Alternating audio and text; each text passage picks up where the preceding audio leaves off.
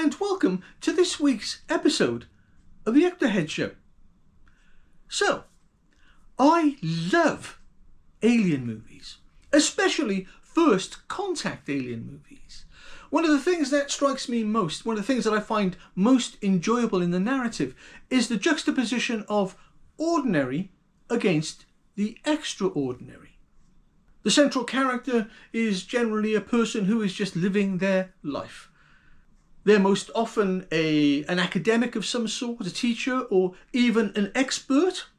And in the middle of their going to bed, getting up, going to work, dealing with the family, paying the bills, etc., etc., we find they receive a call from a number they don't recognise. Upon answering, they're told that they have to be somewhere now.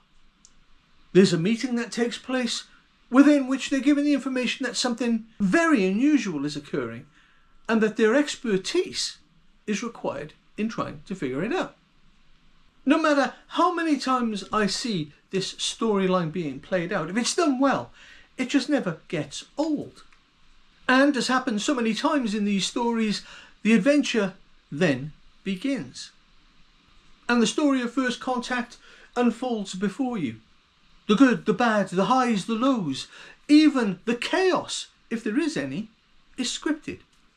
All for the purposes of entertainment. And increasingly, many would say, education. Speaking of entertainment and education, Robert Bigelow was on his new and very informative podcast, the Bigelow Podcast. Yeah, I know. A really imaginative name, eh? And opposite Robert Bigelow is the titan of journalism and ufology, George Knapp, acting as a very effective wrangler for all the topics discussed therein. The Bigelow podcast is very, very pertinent to this current push on disclosure, and I suggest anybody who's interested in the disclosure push, watch the podcast. All kinds of little tidbits of information are being spilled. And whereas Robert Bigelow is very cognizant and respectful of his NDAs, it's obvious he wants to say more.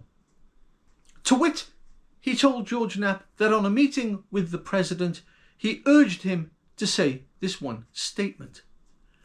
Give me a second. A non-human intelligent presence has been on Earth for a very long time, using spacecraft and with performance completely beyond our capabilities and our human physics. That statement has yet to be uttered. But when it does get uttered, oh boy, the news outlets and channels of the world will be on fire with questions and speculation. But that statement, if ever it comes, will have the greatest importance attached to it by those people who have experienced things, especially those who have already had and are having their own first contact experiences.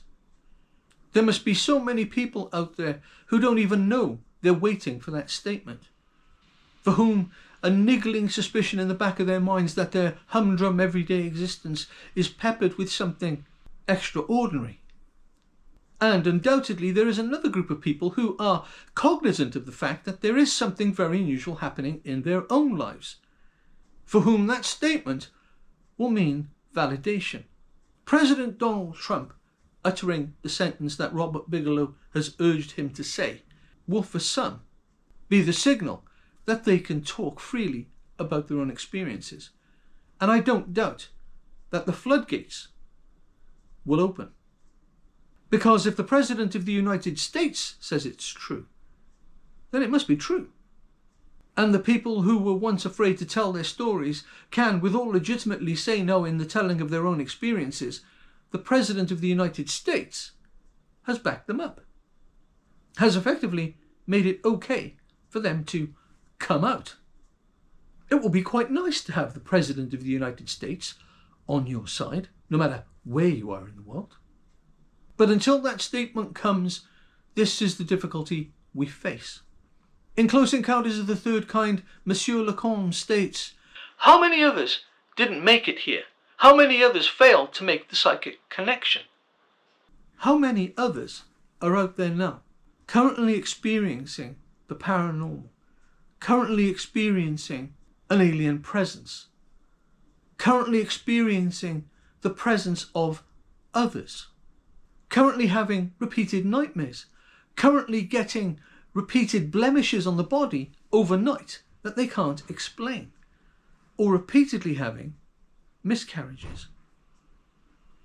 How many of these people are failing to make the connections? There are people out there in the world who don't even know it, but they're waiting for a big statement from the president. They're waiting for the official seal of approval. They're waiting for the official stamp of confirmation. And within that statement that Robert Bigelow asked the president to make, there lies for these experiences truth, terror, recognition, and ultimately reconciliation. It's my opinion that first contact is happening everywhere, every day, on an ongoing basis, to many, many individuals for whom the official truth of this situation can't come a moment too quickly. Do let me know what you think in the comments below. Do like, subscribe and share. It really would help the channel. And until next time, bye bye.